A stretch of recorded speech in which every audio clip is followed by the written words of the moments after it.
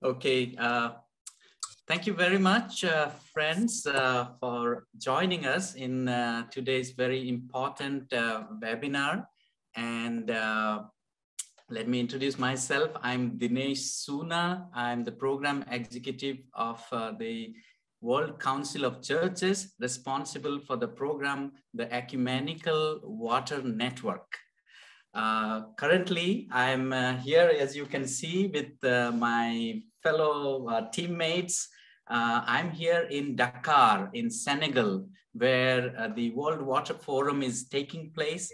And as you can see, the program itself, it revolves around the World Water Forum, whether World Water Forum is the solution to the global water crisis. And therefore, we have some of our speakers seated here. Some are at the venue of the forum, and they would be joining us from there. So I could also see that some speakers, we have Professor Susan Smith and others, they have joined us from North America, and others are here in Dakar, and our technical team and the interpretation team, they are all in Geneva. I want to remind you that there is interpretation available. Those who speak French or do not speak English and prefer French, interpretation is available. At the bottom of your Zoom window, there is this globe icon. You please press and select French if you prefer to hear in French. With these little instruction, let me just try to introduce you to today's webinar. According to the Sustainable Development Goal 6, or the SDG 6, universal access to water and sanitation is still a far-fetched dream. According to the several joint monitoring program reports of the UNICEF and WHO, consistently about over 2 billion people not having access to safely managed drinking water, and about 4 to 4.2 billion people not having access to adequate or safely managed sanitation facilities, and about 3 billion people do not have access to hand washing facilities. Also, we know that by 2050, about 2/3 of world's population might experience some level of water stress. And we also are aware of over 260 river basins that are shared by 2 or more countries. And therefore, there is this potentialities of transboundary water conflicts. Just about a year ago, Ethiopia and Egypt ended up going to the UN Security Council over the dispute over River Nile and the Renaissance Dam, for example. To continue the current water crisis, we have about 17 countries that are extremely facing acute water stress, of which about 12 are from the MENA region, from the Middle East and North Africa region. And several of us, our speakers are speaking from Cape Town and some from India. These were some of the cities like Chennai in India or Cape Town in South Africa had almost brushed with the 0 day that they ran out of almost ran out of water. Now, one of the major problems also contributing to the global water crisis, what we at the Ecumenical Water Network believe is the issue of water privatization. We will hear more about it through our various speakers today, but we know that governments and various ministries that they are supposed to have control over their water distribution systems had sometimes in 2-3 decades back had started increasingly giving it to private actors who would then decide the tariff and would decide which areas to cater and whether to cut corners or not. All these important aspects which comes contradicting to the human right to water for all are being decided by the private corporations, for example. When the prime motive of the corporates is to make profit, how can we expect them to respect human right to water for all. And that is where the problem lies. And according to our partners, the Transnational Institute publication, we have seen that more and more cities that were privatized after experiencing the problems have now come back to further remunicipalize their water distribution system. We know at least 180 cities and communities in about 35 countries have now remunicipalized their water. Now, in this context, now we are here in Dakar, myself and several other speakers that you see here, where the World Water Forum is taking place. World Water Forum, the quote unquote, the largest water event on earth, where anywhere between 30,000 to 100,000 people gather, with the composition being the corporates, industries, also with the UN and the government leaders, etc. This is touted as to be the main solution to solve the global water crisis. But is it so? Or is there other alternatives available? This is what we would take a critical look of these issues around World Water Forum. And today, right in Dakar, where also World Water Day is being officially observed from that forum in World Water Forum in Dakar. So to discuss these important issues, we have several speakers amongst us. I would introduce to them in detail, but as I just now take the names. Okay. Sorry, kindly mute yourself when you're not speaking, please. Thank you. So we have one of the very key important speakers is Professor Pedro Arroyo Agudo, who is the United Nations Special Rapporteur on Human Right to Water. And he is in the city, but unfortunately cannot now join us in this conference because of a conflict of another program. He has sent us a video message. I will introduce each of the speakers in detail. We have next is Dr. Colony Benson. If you could just wave Colony to talk about us later. There you go. And joining her is also from the venue of the forum. We have Meera Karunanandan. Yeah, there you go, Meera. Thank you. And I have right here with me the very Reverend Kolade from Nigeria. Yes, and then we also have Reverend Testimony from Nigeria. And then I see on the screen Professor Susan Smith from US. So very happy to see you all.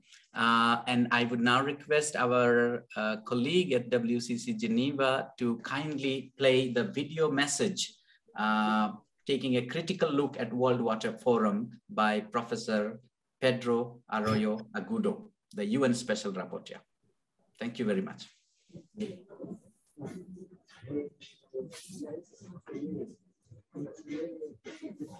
Dear friends, we face, among others, a particularly paradoxical crisis, the global water crisis in the water planet, the blue planet, with more than 2 billion people without guaranteed access to safe drinking water.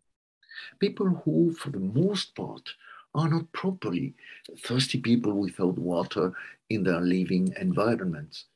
In fact, with the exception of arid territories that with climate change may become uninhabitable, we are talking about 2 billion people living in extreme poverty near to polluted rivers, lakes, or polluted aquifers. This is why in my first report to the Human Rights Council in Geneva, I insisted on the need to work on 2 major challenges. First one, making peace with our rivers and aquatic ecosystems. Second one, promoting democratic governance of water as a common good. We need to recover the good condition of the rivers and aquatic ecosystems. Otherwise, it will be impossible to guarantee drinking water to those communities, families, and impoverished people who are supplied, in fact, daily from these sources. We often hear about more or less sophisticated technologies that can purify whatever you want, but we forget that these technologies will not be affordable for those living in extreme poverty. The cost-effective strategies that allows us to face the challenge necessarily involve recovering the good conditions, health, and functionality of these aquatic ecosystems. From the neoliberal vision, global water crisis is understood as a business opportunity, and water as a useful and scarce resource that must be managed as an economic good under the logic of the market. However, we must understand that from this vision, what is done is to transform citizens into mere clients or customers, and therefore to the more than 2 billion people without guaranteed access to drinking water in impoverished clients who neither can nor will be able to pay in the future. Therefore, far from facing the crisis, it worsens by making the most impoverished even more vulnerable. Finally, allow me to invite you to reflect on the experience we are living through with the COVID-19 pandemic. This small virus has led it bare our vulnerability, and from this experience, I think we are beginning to understand much better the motto, leave no one behind.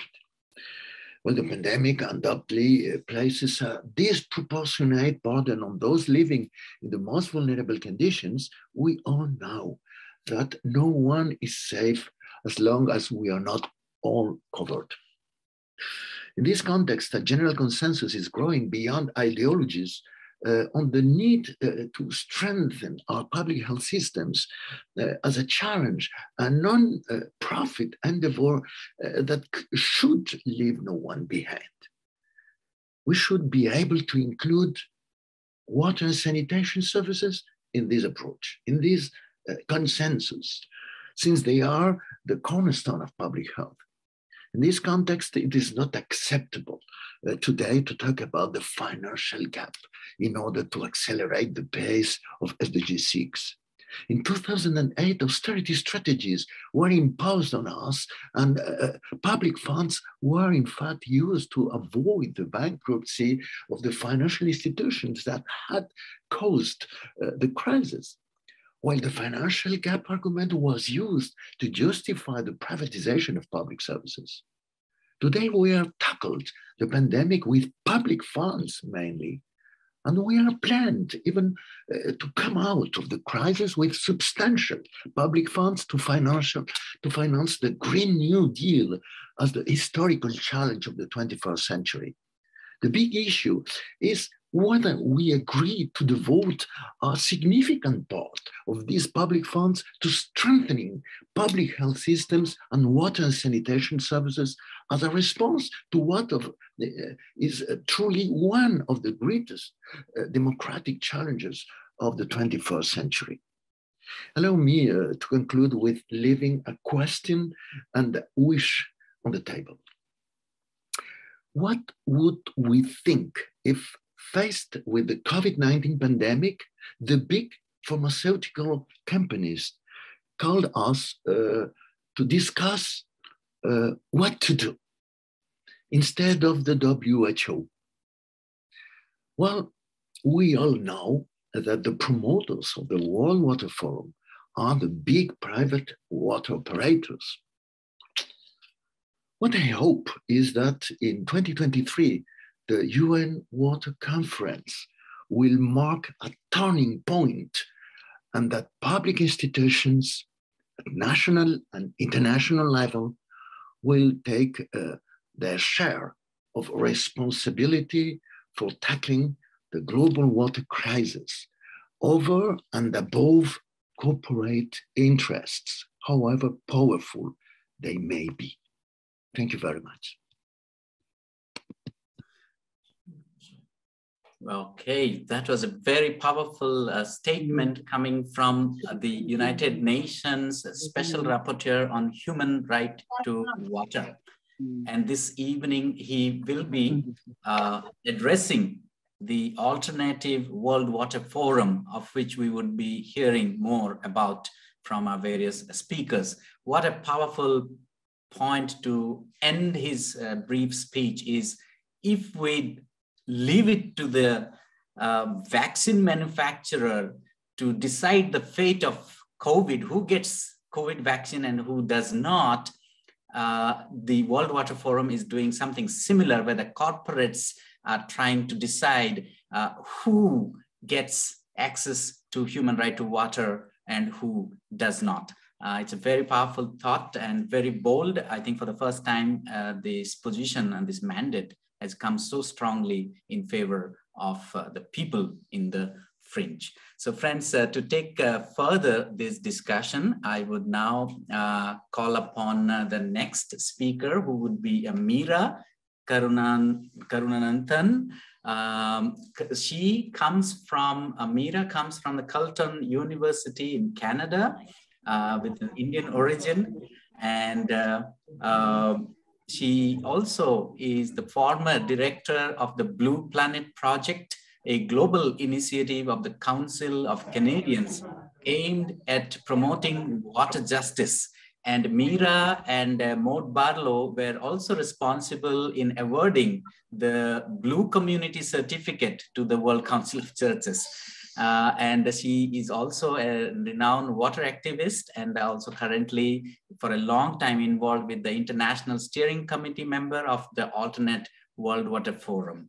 So Meera is like me now in Dakar, providing leadership at the FAME, or the Alternate World Water Forum. So Meera, speak to us a little bit in the context of WWF, the whole financialization of water agenda of the WWF vis-a-vis the water justice movement. Over to you, Meera.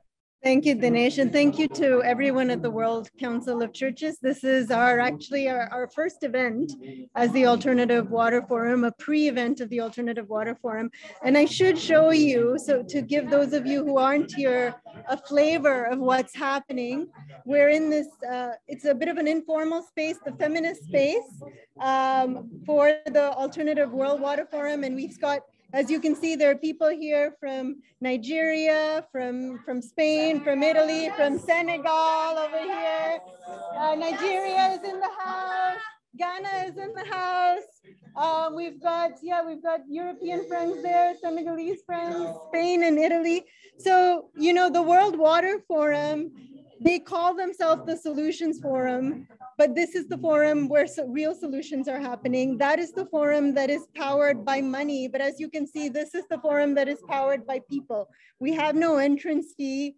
People are all welcome here to work together and develop strategies democratically and collectively. Whereas the World Water Forum, the entrance fee is 650 euros. And if you think about what that represents for the average Senegalese person or the average African person, I looked up the minimum wage and what that means for a whole year for Senegalese people. For a Senegalese person, the minimum wage is, I guess I didn't do the translation from euros to dollars, but it's less than $2,000 a year if you're getting minimum wage. So you can think about what it means, it's who they're shutting out by charging such high rates for the forum.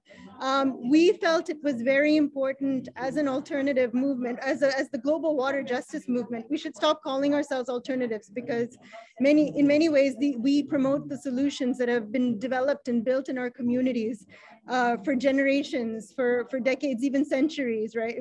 The communities have been organizing around water as part of the collective, as part of the commons. And we felt it was very important to put a lot of strength and power and resources into organizing this alternative forum in Africa, because really Africa is the region in the world where you see the greatest injustices when it comes to water privatization and water financialization. African communities, people have served as lab rats for the project of neoliberalization of water. And that happens on so many different scales and at so many different levels. And so we also, as social movements, as NGOs, academics, need to strengthen our capacity to work with impacted African communities and social movements. And that has been the process. That's what we've been developing through the Alternative Forum in Africa. Tomorrow, I'll be speaking more specifically to issues of privatization on a panel, but a few things I want to highlight is, for us as social movements, as academics and researchers working on issues of privatization, that we also need to learn from the models that have existed in Africa, right? If you look at how water has been organized, how people have organized around water in Africa traditionally, pre-colonialism, in most communities, in most parts of Africa, people organized around the water commons fairly successfully. People shared resources, people shared land, and with the onset of colonialism, you saw more and more enclosures of what belongs collectively. You saw theft, we saw greater theft, and we saw a greater flow of water resources from the south to the global north. And what we know today is that that flow is continuing, that even though our countries in the global south have decolonized, even though many of our countries have kicked out the colonial oppressor, that we are facing with another form of, or we're facing the colonial oppressor in another form, right? So we see capitalism ensuring the same flow of natural resources, of water, and exploitation of people as did their colonial predecessors. And in Africa, when we look at privatization, we have to look at all the different ways in which it happens. And sometimes it does happen through the public entities. It does happen through the state. The state can be an agent of dispossession. The state, and this is why we've made an effort to also look into this question of financialization, because what we're going to, and it's going to be a greater threat on the continent going into the future, given the debt that our governments are facing in the global south, given the amount of debt African governments have been facing even pre-COVID, that we're going to see more and more pressure. We're already seeing more and more pressure on African states and also local governments to adhere to the norms and standards set by the donor countries, the donor entities, the financial, the global financial sector. And there's more and more pressure to open up, to neoliberalize public services and to sell public assets, but also to, in fact, not necessarily sell public utilities, but to open them up to financial investments from these consortiums. So we've seen this happen, say in Cape Town, where the government of Cape Town, I know my Colony is going to talk about it soon, but if I may, was one of the first cities to sign up for a green climate bond. And that bond is going to keep the government more, sorry, is my time running up? Okay. Okay. Those kinds of arrangements are going to keep governments, are going to force governments to discipline, it's going to give financial institutions the power to discipline local governments to adhere to their standards to ensure that the needs of financial investors are met before the needs of people are met. We can see this kind of restructuring happening where it's not direct privatization, but different forms of, different steps that are taken before we get to the stage of privatization in Africa. And so we're seeing utilities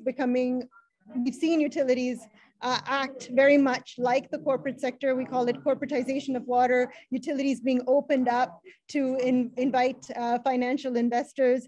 Yesterday, I went to see rural communities. I visited 2 rural communities here in Senegal. And what's happening here is now we're seeing the privatization of the rural sector, rural water supply.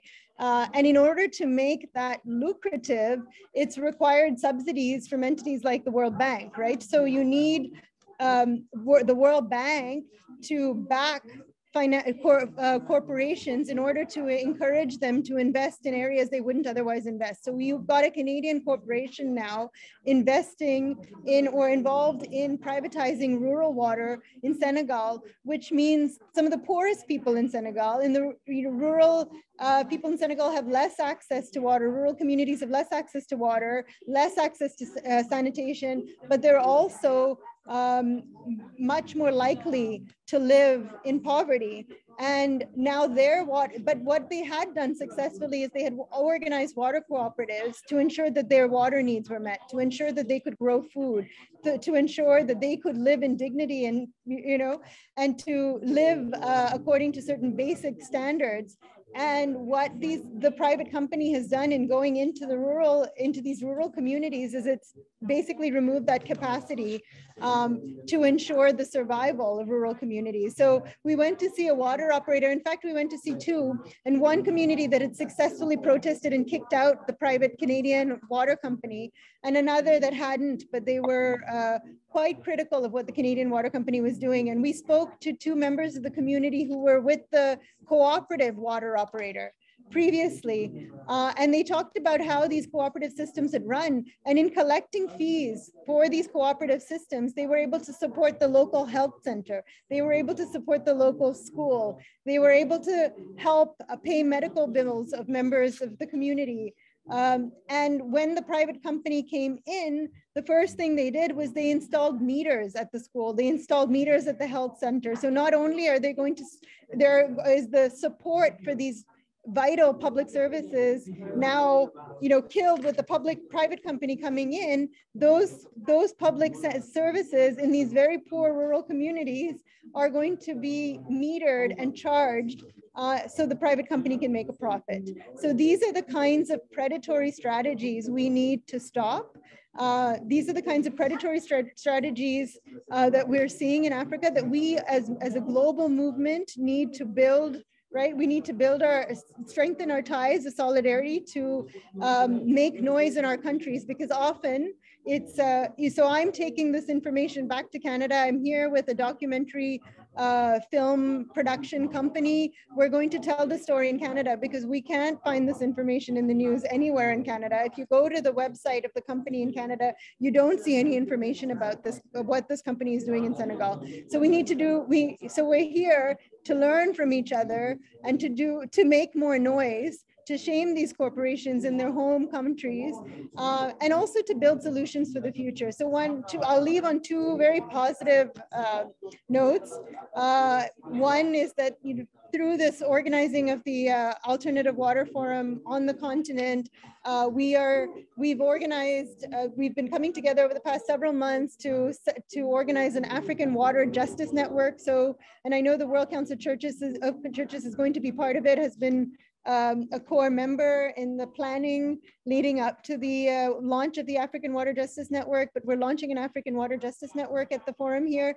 And also Senegalese groups have been meeting. And so we're going to have, as a result of this forum, a Senegalese Water Justice Network. And it highlights the extent to which these forums aren't just a one-off event, that these forums are vital to the building of our movements and our networks and solutions for the future. Thank you. Thank you, everyone. Thank you. Thank you very much, Meera. I hope our interpreters were able to catch up with our firepower, Meera, when she speaks, very emotional always because of her deep grassroots commitments and engagements. She gets very passionate while speaking. Thank you, Meera, for highlighting that it's not just a black and white privatization of the water utilities, but how private corporations are also coming through a backdoor entry in sort of a pseudo privatization methods. Even the greenwashing, like the Green Climate Fund, also we need to look at them critically. And also the Canadian firm that is now coming and destabilizing the rural Senegalese water cooperatives into water meters, even coming to your neighborhood where there is water, but you cannot get or fetch water from that tube well because it is metered. If you don't have money, you can't. And I think Coney probably would have more stories to tell. And thank you also for your initiative on our joint work on the African Water Justice Network. And I hope this alternate forum would give a momentum to our African comrades who would then launch the the African Water Justice Network much more strongly than, of course, what they are doing now. Thank you very much, Mira. Okay, friends, now we have another speaker who many of us also would know from our inside the network, Professor Susan Smith. We were wondering whether she would be able to join us or not, but we are very happy that Susan, you managed to join us just on time.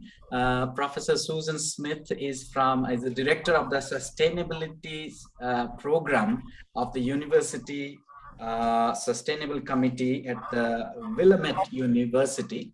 And of course, we know her better as the International Reference Group member of the WCC EWN, the Ecumenical Water Network. She has worked very hard also in shaping the EWN's theological foundations. So therefore, I would request Susan to tell us about the faith community's commitment to the water justice principles, because that is sometimes faith communities are brushed aside.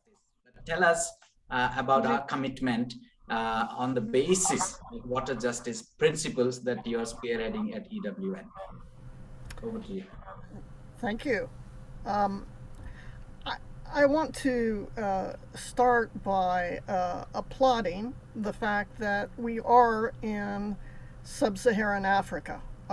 And that was a good decision by the World Water Forum to bring us to Dakar, to bring us to where there are such urgent water problems.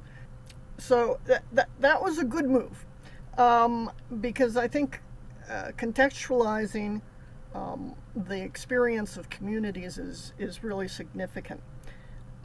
In terms of the faith commitment of the community, the faith community commitments to water justice, I'd like to talk about them at two different levels. The first is EWN really is a premier example of the global faith community making a commitment to water justice. Since 2006, this has been a programmatic commitment of the World Council of Churches, and we have developed a series of water justice principles that guide our involvement and that we urge as a basis for evaluating what's happening on the ground locally. And those water justice principles start with our commitment to having the democratic governance of water, to having water for fish, water for people, and water for smallholder farmers and fishers. This is, I think, the place you have to start, and they go on to express many of the things that really the water justice movement consists of. And of course, the water justice movement has really been fostered in large part by people's faith and by faith communities. So it's a critical part of the water justice movement, and provides a lot of both brain and brawn for that movement. But I really want to stress a different aspect of faith community commitment to water justice. And it's from my personal story. I got involved in 2006 in my little faith village, which is First Congregational Church, saving water at Lent and then giving it to someone to provide water systems. So you don't have to have Canadian financiers of community water systems. There are plenty of global north faith communities that can develop relationships with a village or a community that needs a water system. And that's what I spent about a dozen years or so trying to work out.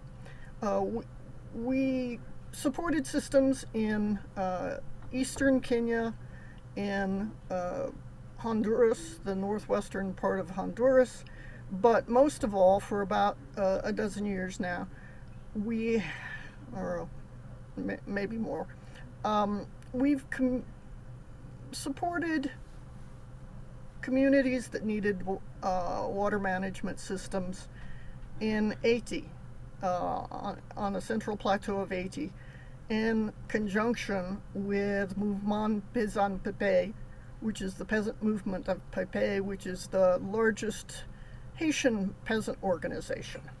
And it's was founded by Jean-Baptiste, Jean-Baptiste. We only provided money. They provided the equipment, the expertise, all of the community health promoters, and all of the folks really have come out of this indigenous organization that helps communities own, manage, repair, and replace their community water systems.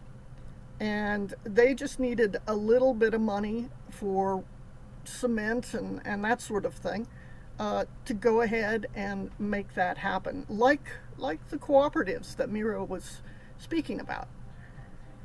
And so my faith community for 12, 15 years now has gone ahead and reached its hand out to other villages in Haiti to provide them with water.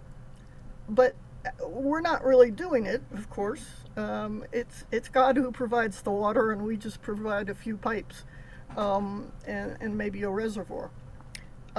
It's critical that the right kind of relationship of a community to their water system be developed.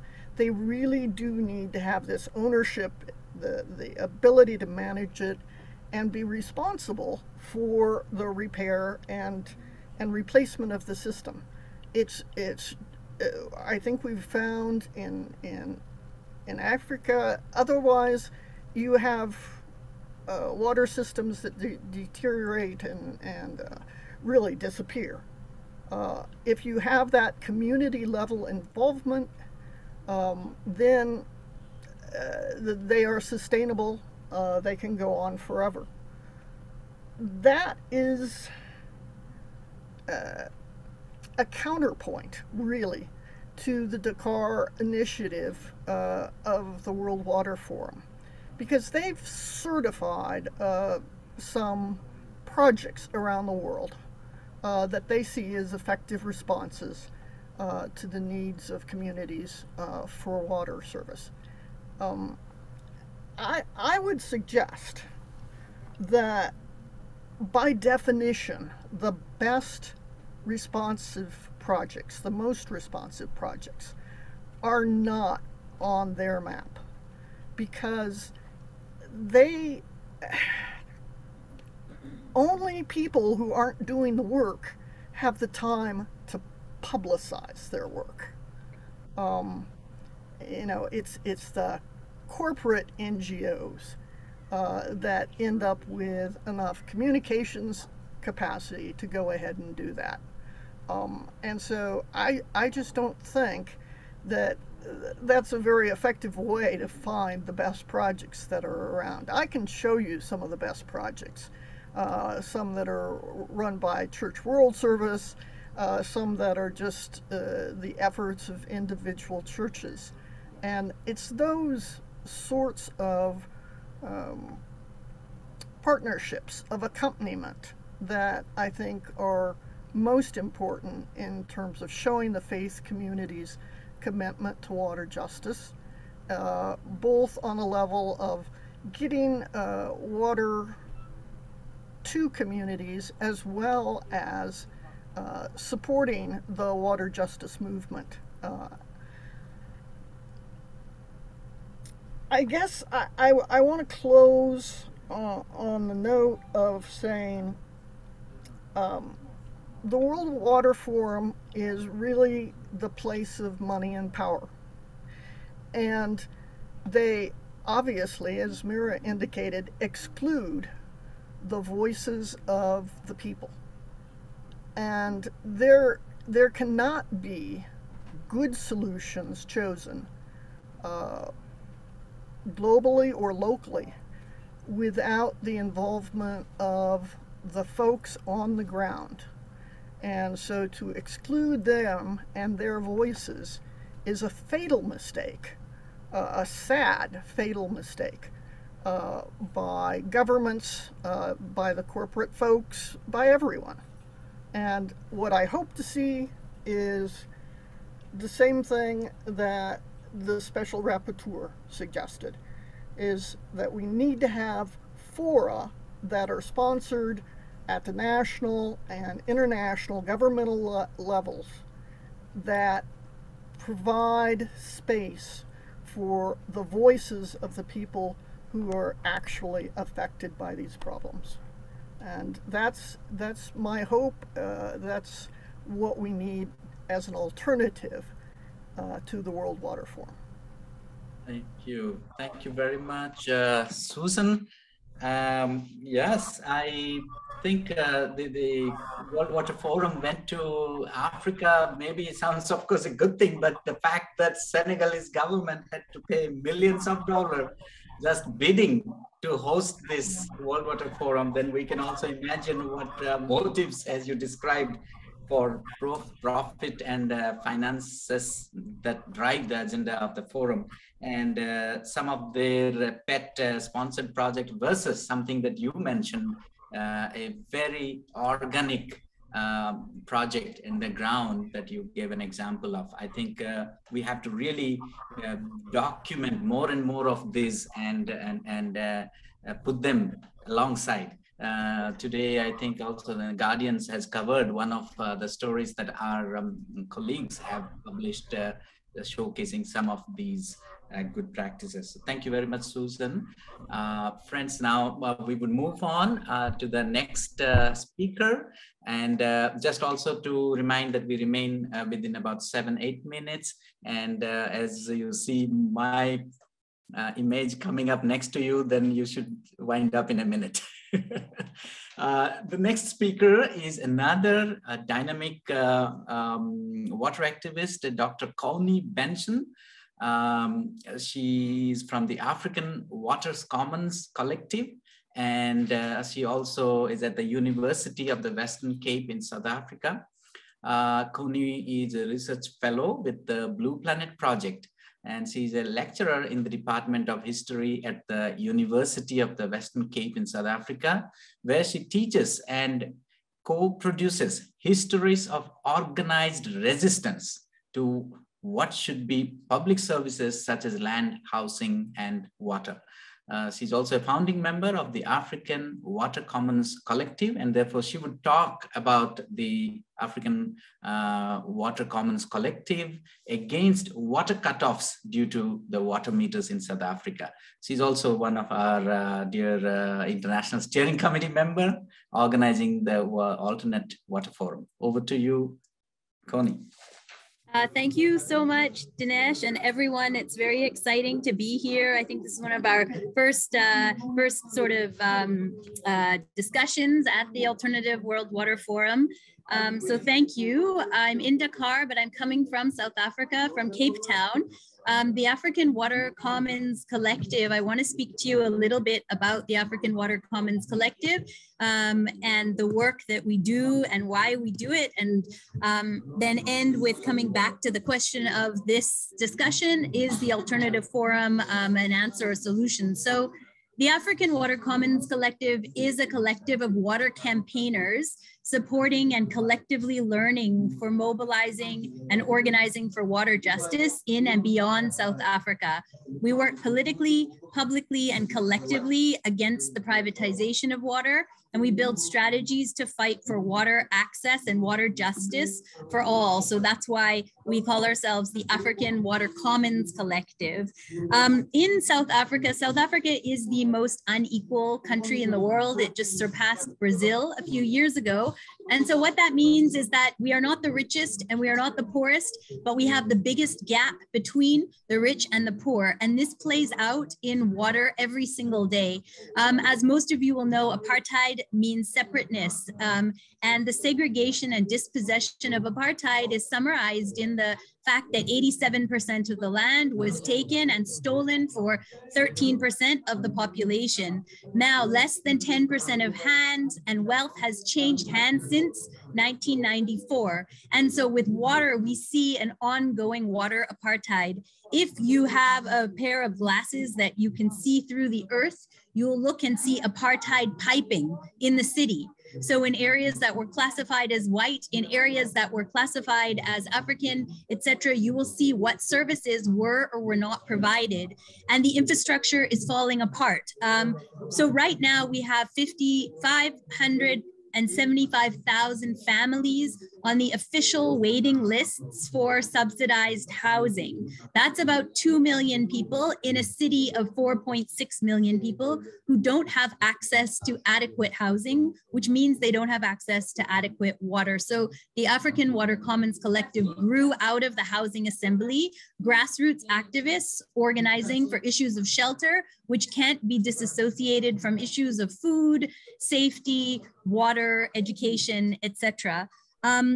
In South Africa, we have only 320 of the 4,000 dams belong to government. So it's privatized land and privatized water. When we hit day zero or close to day zero in the water crisis of the 2015 to 2018 period, when we got almost to day zero, 3 white farmers gave the whole city enough water to get us through another 3 months. So they had that access to water. And what Day Zero did was it asked people without to cut back even more. So companies like Coca-Cola didn't stick to the water restrictions, were not penalized. Wealthy people with access to boreholes, sunk boreholes, that water is not metered. So we are fighting against water metering and the water management device, which we refer to as weapons of mass destruction. Families that cannot have a neighbor over for tea, cannot wash hands, have to decide who bathes today. There's illness, there's sanitation issues, there's safety and security issues in terms of having to walk to fetch water and the amounts of time it takes, as well as the cost. The amount of water that you pay on a prepaid system is much higher than if you have a free flow system. So we've been fighting for the last decade around these water management devices that we consider weapons of mass destruction. They're also referred to as umfundo in isiXhosa, which is the tortoise shell, because it hides. You can't see what's really going on inside. That's one of the references to these metering devices that get put into households. So we've run campaigns, for example, with the South African municipal workers around 2005 or 7, called Ditch the Disc. At that point, they were putting discs the size of like a coin with a little dot hole in the middle, and then water would trickle. At the moment, what they're saying is we have a system that they call free basic water for the urban poor.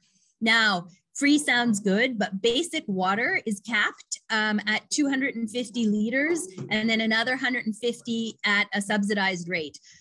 The African Water Commons Collective has worked in numerous areas across the city and into rural areas where we work with communities to map their water needs. Now, what this does is it very quickly shows that there's no way you can survive off of what is given as the free basic water amount. After that, people get high bills, then they get cut off, or they go onto a drip system. There's no way, and yet this issue is pitched as a personal problem. You know, you can't pay, it's on you. It's on you and your family to sort it out. And when we do these mapping exercises, you can quickly see that this is not a personal problem. It's a political problem that is affecting everyone in the houses all around you. And so people then come together and self-organize and self-mobilize, forming water action committees. So the African Water Commons Collective supports the self-organizing of these water action committees. And for us, we see FAME and we see the Alternative Forum as a way to extend localized self-initiatives and self-organizing beyond South Africa, beyond Southern Africa, beyond Africa, because our water connects us to all the corporates all over the world. You know, we know that there's big corporates helping to write our water policy to make our system run on a cost recovery private model, even though South Africa is known for the most progressive constitution and known to have a public service of our water. Our water is in theory not privatized, but it's run on a private model that punishes people for not having money. Then come along COVID, as we all know. Unemployment rates skyrocket, the need for food, the need for water, not just to wash hands, but having people at home all day. The city of Cape Town has spent more money demolishing shacks when people try to socially distance and set up shelters on open pieces of land. They've spent more money demolishing than on building houses. And so people then end up having to go into the backyards and build shelters. And the water allocation is for the household, for the entire plot. So we have all sorts of stories of the ways in which people are getting less and less water. There's sneaky things like the electricity. Now, if I go to buy prepaid electricity and I spend 100 Rand or $10 or whatever currency, it will automatically deduct from my water arrears. So I will not only not get water or electricity, I'll be paying an arrear that I couldn't have afforded because of the prepaid meters that are coming in and the ways that these technologies are linking water and electricity. So I could go on, but basically the water action committees and the African Water Commons Collective links with comrades in solidarity, regionally, nationally, and internationally.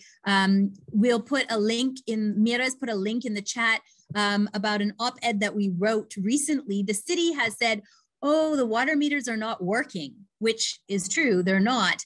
And the suggested alternative is a drip system where you will now get cut, you will now get put on a drip system if you don't pay. And so to then unpack the ways in which this language is being appropriated in terms of free basic water, in terms of new systems, these are really old systems. They're apartheid systems that continue to be implemented. And so we protest, we write, we research, and we use this as knowledge that can strengthen communities to stand up and say, this is not our fault, this is not fair, this is impossible, and we need water for life, not for profit. So we have posters, for example, that compare our view with the city's view, with the corporate view of how water, the narratives around water are explained to us. So we see the Alternative Forum as a place to really learn more about the corporate takeover of water, because it's very complicated. And it's as if you need to be an expert as a scientist or in technology or in finance to understand what's happening. And for us, our barometer are the stories that are coming from the ground, from people who don't have enough water just to get through their days. And so we're here in solidarity, and we thank you very much for the space to speak on the webinar, for the support And I just want to say that we've recently had a victory, a minor victory in a much longer battle against Amazon. You know, Amazon gets its name. I think the founder of Amazon said he chose the name because it's the river that eats all the other little small rivers. And Amazon wants to set up their headquarters for all of Africa in Cape Town at the Liesbeek and Black River Club, which is a sacred indigenous site. They want to block up the rivers, build over the river, and they've allied with a local corporate that has flipped the land and has ignored the assessment, the environmental assessment. And after a long struggle, we finally managed to interdict them. So there'll still be a long road ahead, but it's the ways in which organizations from across the city, indigenous groups, action groups, community groups have come together to say our waters are connected, our waters are for people, our waters are sacred, and we need water for life, not for profit. Thank you. Thank you very much, Connie.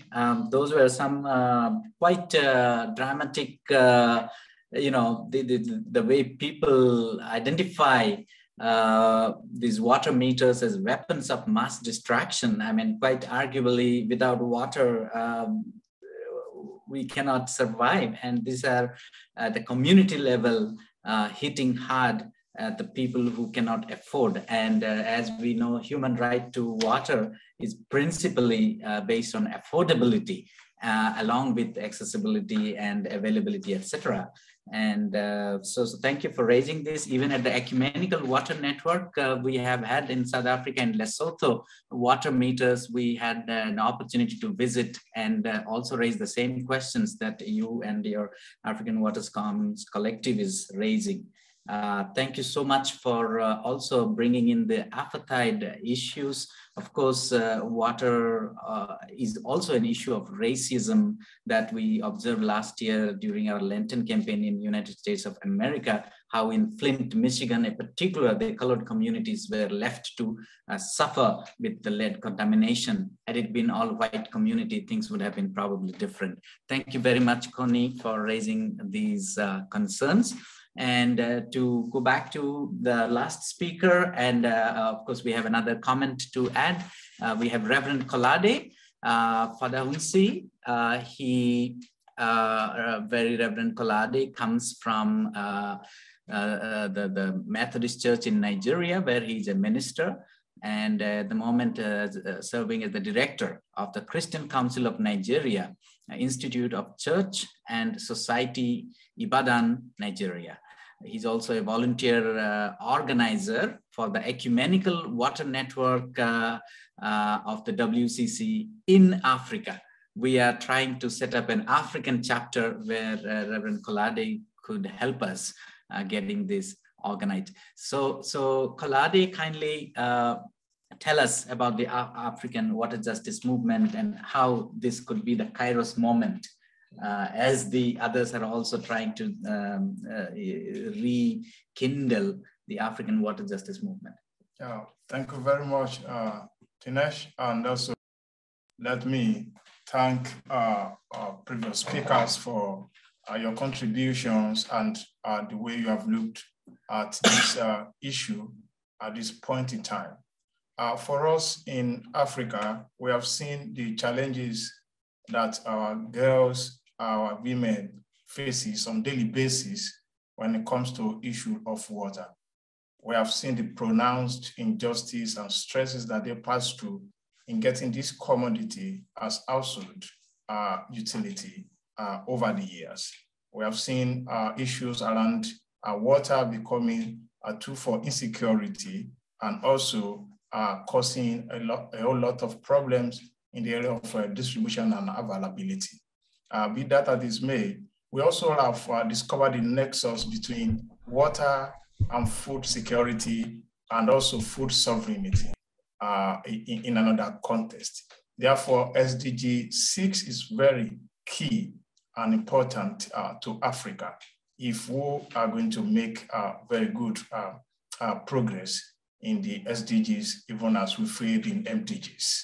So, and moving forward from that, we now see the scenarios that is playing on now in this systematic way of grabbing water through the platform of World Water Forum that we are witnessing at this point in time, and our government complicity in cooperating, in quotes, with these organizations, with these multinationals, in redistributing our water wealth in Africa, and also concentrating in the hands of the few, especially those who are powerful, those who are strong to decide who gets water, who gets this sacred gift of life from God, who gets potable water, and which area gets it. It has continued also to demarcate the cities and the environment, clearly marking and mapping the rich away from the poor. When you see slum, there's no water. When you see eyebrow areas, then there will be water. It is next to what plays also in areas like the Middle East, Israel, Palestine, where you see tanks, then you know this Palestinian area. When you don't see tank and water flows, then you see this another area.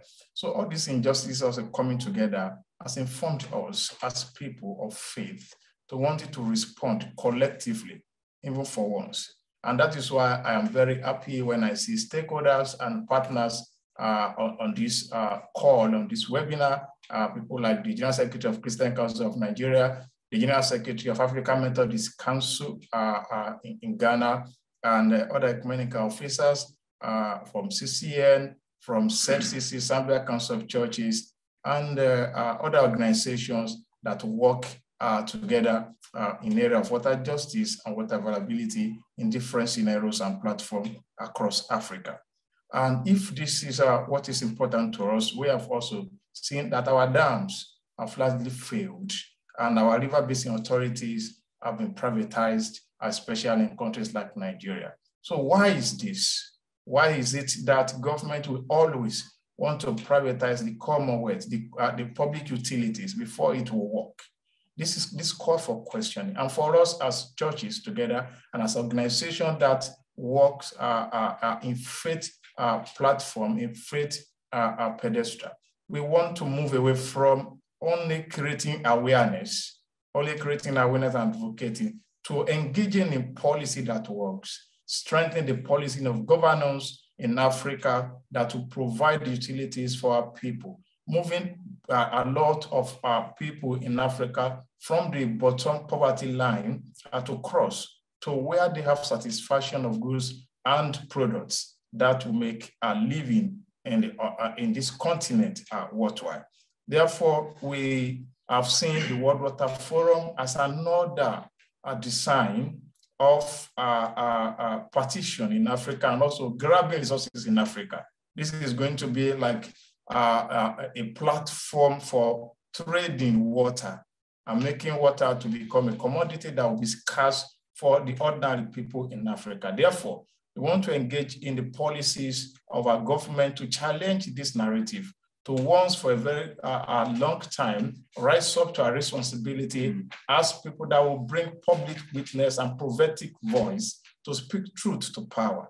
That is why we consider this as a Kairos movement and a movement, an opportune time for us to engage constructively. And that is why we believe that, okay, even the World Water Forum coming to Africa at this point in time is to galvanize us to action, is to re-engineer us, to invigorate our interests, and to rearrange us to really stand up to our duty and challenge this grave injustice that will make our people to continue to suffer.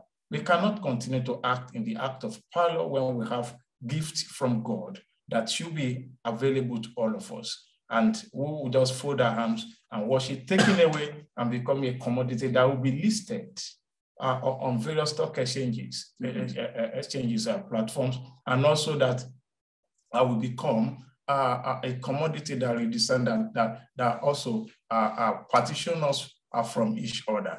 We want to act as faith people, as light of the world, as salt of the world, rescuing our people from this from this hopelessness to see that we are going to bring back hope and faith for them.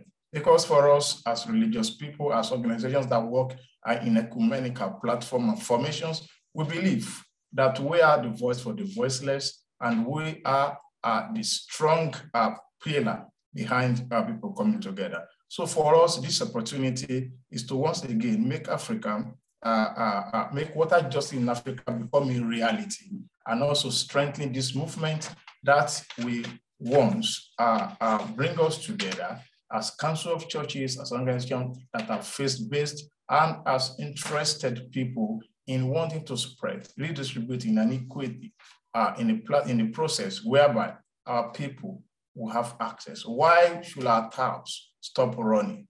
Why should our government be interested in privatizing everything that is public before it will become service delivery units? Thank you very much. Thank you. Thank you very much, Reverend Kolade. And I think you very nicely put it that the one good thing happened because of the World Water Forums coming to Africa is that it had reinvigorated or re-energized the water justice movement in Africa to resist against their motives and the secret agendas of privatization of water.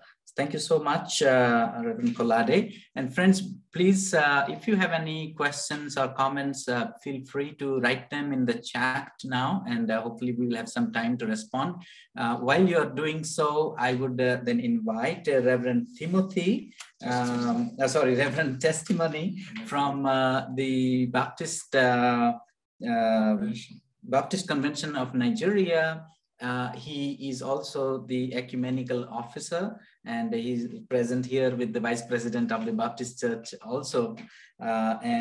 Please share an example of what you were mentioning. Kolade, maybe if you can make room for him, about the water challenges that you were describing to us in the morning at another webinar. Thank you, Dinesh, for this opportunity. I thank God for all of us who are privileged to be part of this program. And I want to say sincerely that God has been so good to us.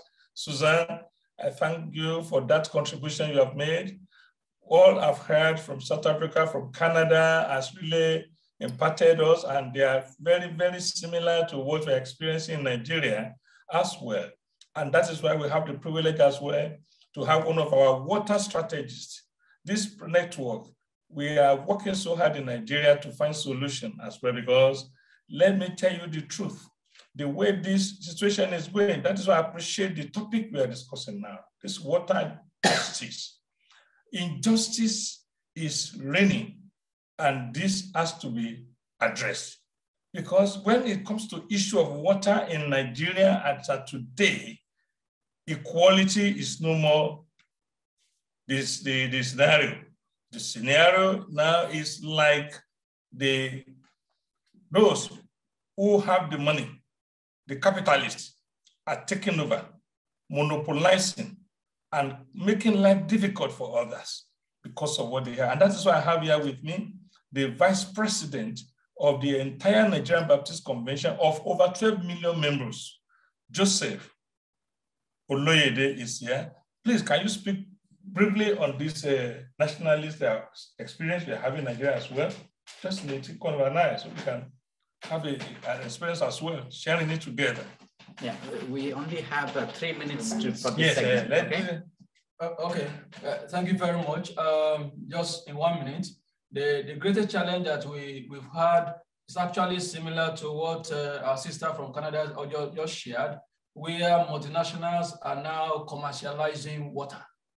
And it is a common experience in our country today that almost all multinationals into beverage production in Nigeria are now majoring in water production and marketing. And they have merchandised this to a greater extent. So I was interested when our sister was talking about the discovery here in Senegal, and which is similar to our own. And that's why I think this is going to go a long way as we all talk about it in Africa. And because these multinationals are actually coming outside of Africa. Thank you, sir. And that is why in the Nigerian Baptist Convention, the passion for salvaging, delivering the masses to enhance that peace and development is our goal.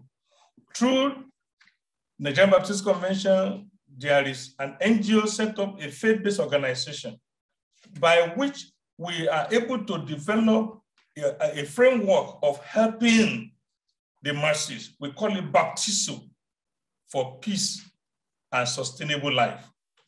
Baptizo for peace and sustainable life. You know, when you talk of baptism is baptism. We believe so much in baptizing, and you cannot do baptism without water. And in doing this, we have gone to the far north, far northern Nigeria, far southern Nigeria, in the south, to making sure that we address the issue. We have discovered that there are certain places that people have to travel kilometers before they can get a pail of water. It has become difficult for them. And if these things are not addressed, what we have observed is that water scarcity and water pollution, as it's going now, may be worse than COVID-19 pandemic. If that is why we appreciate this 2030 framework, which we are working toward, because it's becoming a pandemic that we need to address at this moment. So the Baptist Convention under AWWF is doing all we can to making sure that baptizo, as our framework is baptizo for peace and sustainable life, goes far to the northern Nigeria, northeastern part, to address the issue, helping others who are in this situation to find solutions. So we want you to join us. Come and interface with us. Come and see whatever we can do together, because Nigeria, as it is today, is over 200 million. And if you can address the issue of Nigeria, already we're able to reach out to others, because we have enough resources in terms of personnel, we have enough idea in terms of willingness and passion to address this issue. Nigeria, as it is today, needs our own collaboration to find solution. At this time, we want to thank God for Danish for creating this, because where we cannot power money, you see, the World Water Forum is powered by money from one angle, but here now you have powered us, we people, by this encouragement. Thank you so much for bringing us. And I want you to please encourage us to find solution as well together, so that those who are really suffering under this situation will come to light and they will have peace in their life. In northern Nigeria today, do you know that this water scarcity is enhancing and promoting security? That's why when some people go to look for water in far places, they enter into the hands of Boko Haram. They enter into the hands of Fulani herdsmen. And that is what we are really suffering. And that is why the Baptist Convention has taken it as a serious job, serious task, that we must set what I call state of emergency. Ecumenical network of WCC can set state of emergency for this, so that we can find solution on time. God bless you, sir. Thank you. Thank you very much. I wish we had more time to listen to more such challenging situations in Nigeria, as you mentioned. And I'm very happy that through AWWF, the initiative of your church, you are trying to address water and peace and security together. Thank you so much. Friends, time seems to be really running out, and we have to really end on time, because we have to begin the alternate forum opening very soon.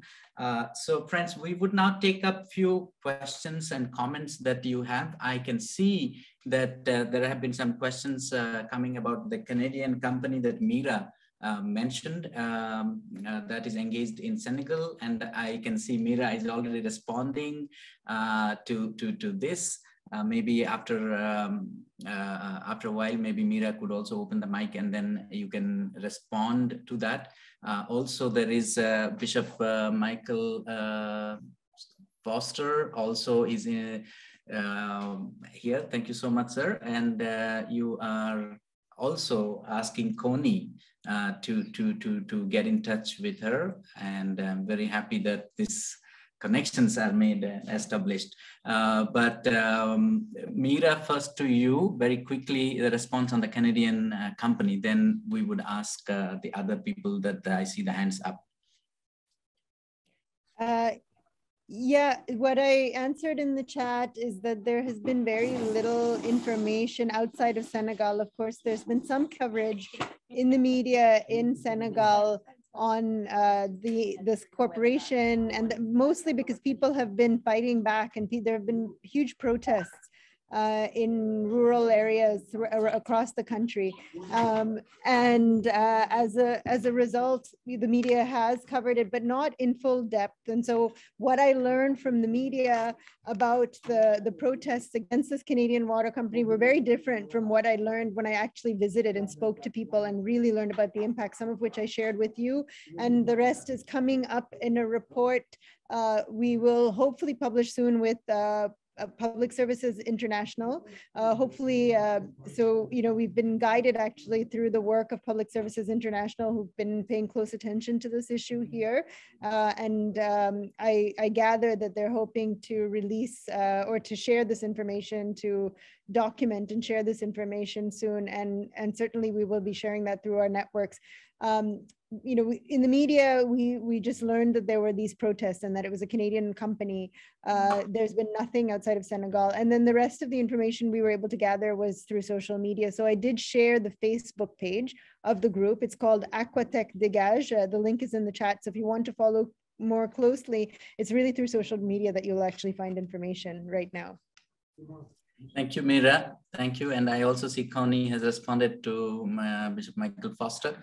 We have some questions, hands up here. If I can read the names correctly, it's Tafadzwa Muropa. Sorry if I'm wrongly pronouncing the name. Please open the mic and quickly ask your question. Okay. Can you hear me? Greetings. Hi. Yes, we can. Hi.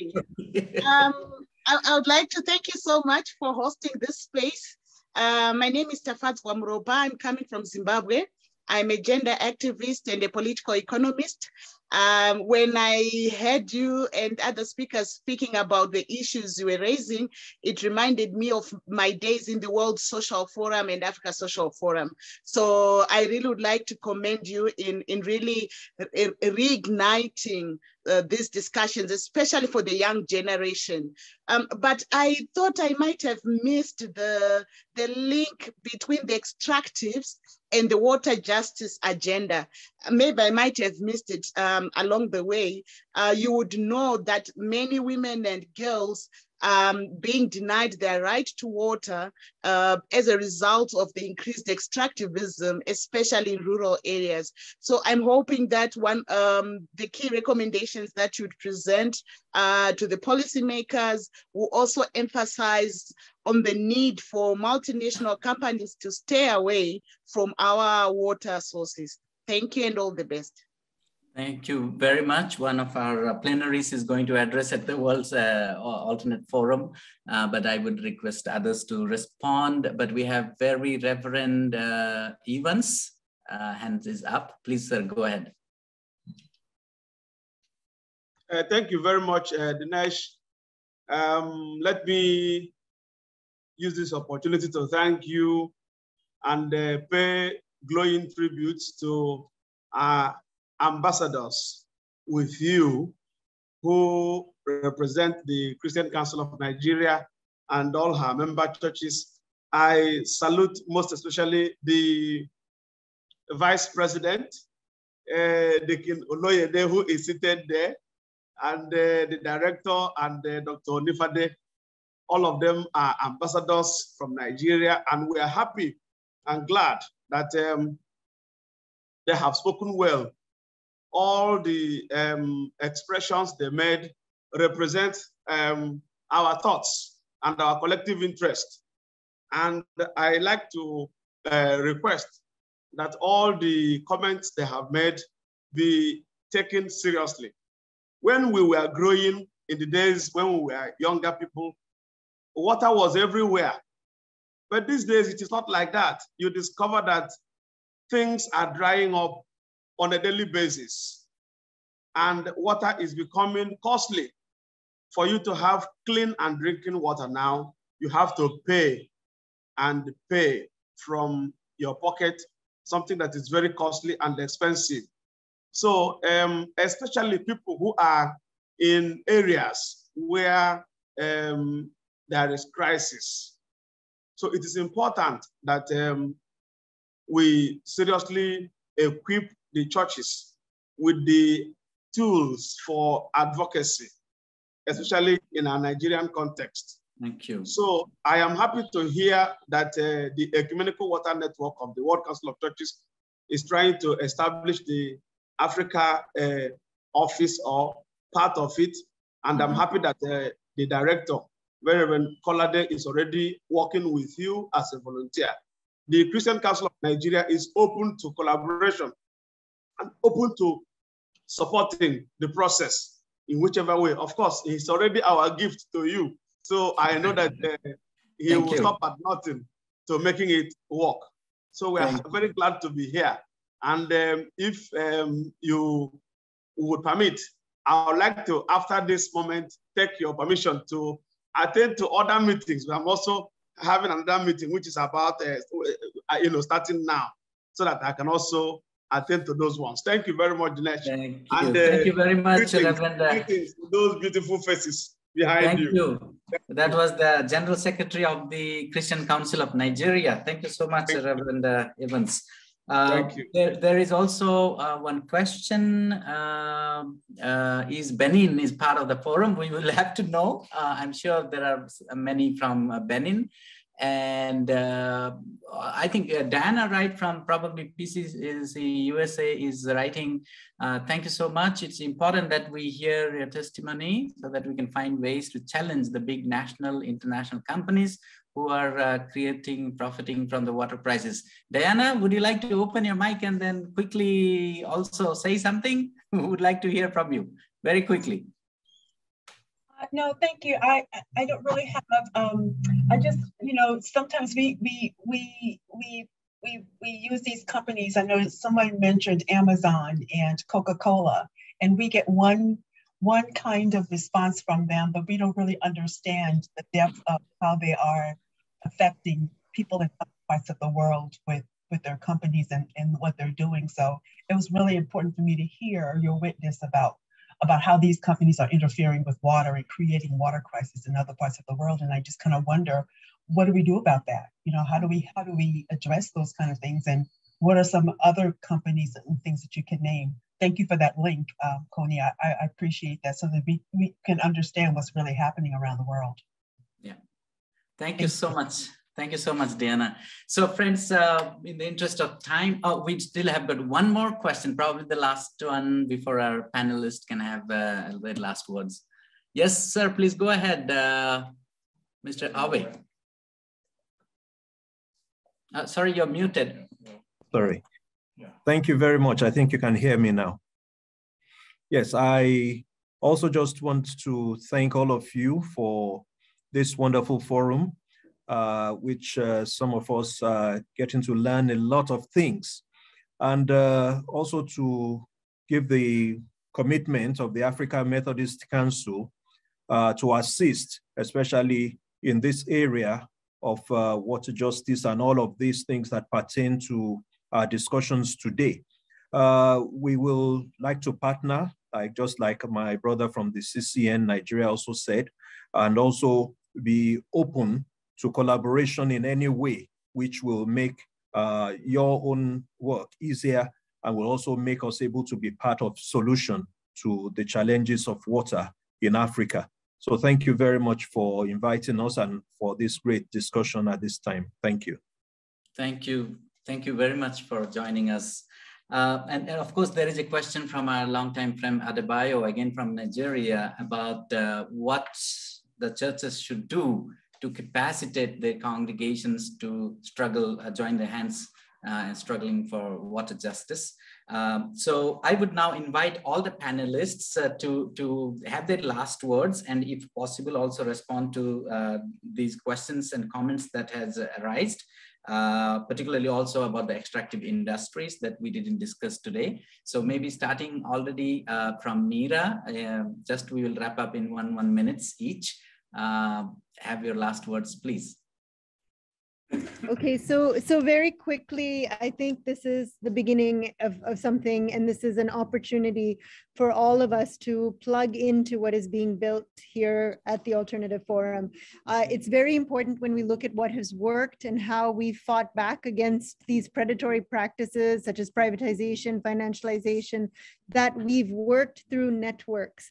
And this is how in Latin America, In fact, Latin America before Europe, and then subsequently in Europe, we built networks, and through these networks, we were able to replicate our victories, to share stories, to build capacity and share resources amongst ourselves.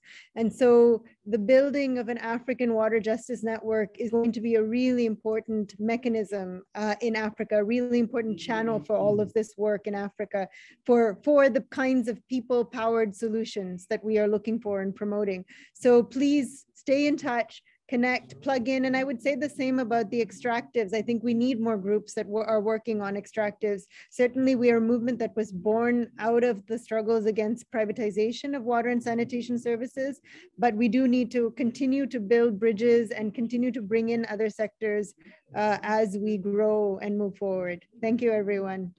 Thank you so much, Mira. Connie, would you have your last word and in response Sure. to comments? Okay, hi there.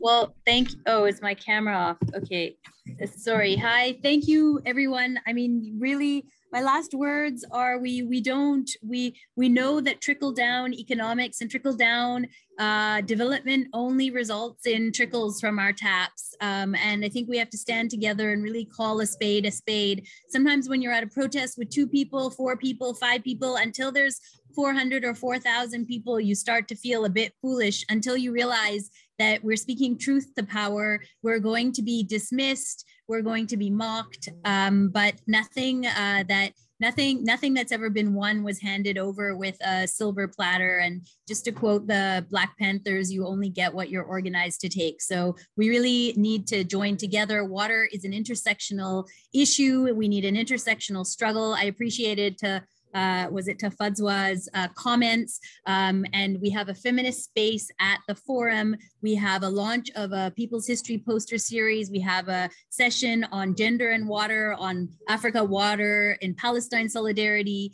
And so we really need to make all of these connections and bring in as many people as we can.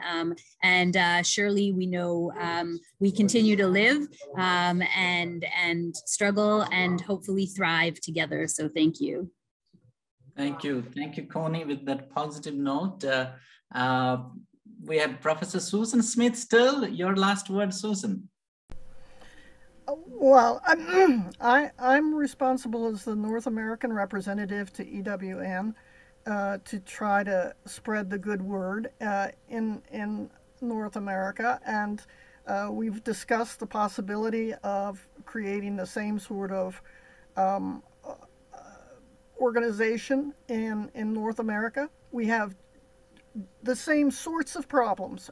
It is rainbow-colored injustice in the United States as well as Canada.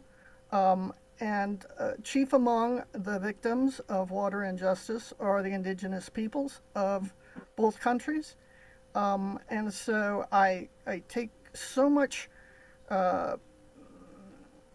solace and perhaps motivation from Africa's obvious dedication to revitalizing the water justice movement there, and I will try to do my best to put together the same sort of coalition in North America. Thank you, Susan. We'll have an EWN North America chapter coming up soon. And Reverend Kolade, you maybe also respond to Adebayo, your co-patriot. Yes, let me first thank Adebayo for joining us from far away Germany, and to say to you that the Ecumenical Water Network of WCC bringing this initiative at this time is actually to provide the platform for making churches together in Africa come together as one voice to respond to the issue of water justice. So we're going to drive our congregation, we're going to drive our churches and our church-led organization into becoming one voice that will demand for justice. So it is coordination that is of essence here. And we're happy that now we're starting on a very good platform that we have a vice president of one of our strong churches in Nigeria, the Nigerian Baptist Convention here. and also that we have those beautiful assurances from the General Secretary of the Christian Council of Nigeria and the General Secretary of African Methodist Council covering all the Methodist families in Africa. So that will be a good thing to build on, and I know that the tempo will not be toned down even as we live here. Like I said earlier, this is an opportunity at the moment for us, an opportune time for us to respond and to act decisively on this issue of water justice for people in Africa. And I see one of our brothers from Benin that asked if Benin is part of the forum. Of course, yes. Anywhere on the surface of Africa where we have church organization and the congregation, and the issue of water is not peculiar to one location or one country in Africa. It's actually like a general scenario that affects each and every one of us. So we're all together in this, and we'll move together. We're not going to leave anyone behind, but we'll move together on this at the same speed so that collectively we provide solution to this challenge. Thank you. And testimony, one sentence to sum up. What do you take away from here? Well, with this and with the opportunity God has given this forum, water justice is a thing and a task that we all must take seriously. And I'm glad that the North America is taking that responsibility right now. They are catching the challenge too fast. And I say that as we move now, let me tell you again, no water, no life, no future, and no security. No water, no life, no future, and no security. Many are dying. You can live without food, but you cannot live without water. Thank you so much. Thank you. Thank you so much, friends. And I would not like to take extra time in summarizing the takeaways, but just to say that the World Water Forum, you are being watched. And the alternate forum, as Mira said, is no more the alternate, but the mainstream. That is the premise and the basis of the water justice movement in Africa. And sooner than later, the World Water Forum, the World Water Council, which organizes these forums, would be reckoned with this reality. So as they say, wake up to the reality, a change is coming, beginning from me or from us. So with this note, friends, we would like to thank each and every one of you who took your time in a busy day like World Water Day, so many activities and webinars, but you joined. I also would like to thank the speakers who found time in these busy schedules to join us in this webinar. The webinar is recorded and it will be uploaded on the WCC YouTube channel so that you may then later on watch again and share it among others who missed it today. We also have shared the link of the alternate forum programs. So you may click on this once again, because as you close, these links will go away. So it's better you click now, so it opens as a separate window so that you can follow virtually all the about 40 to 50 workshops and plenaries that are being held here in Dakar, both in person as well as in online. So once again, on behalf of the World Council of Churches Ecumenical Water Network, we would like to thank each and every one of you for participating in this meaningful discussion on an important day of World Water Day around this corporate agenda based official corporate forum. Thank you so much and continue to work for water justice. Thank you very much.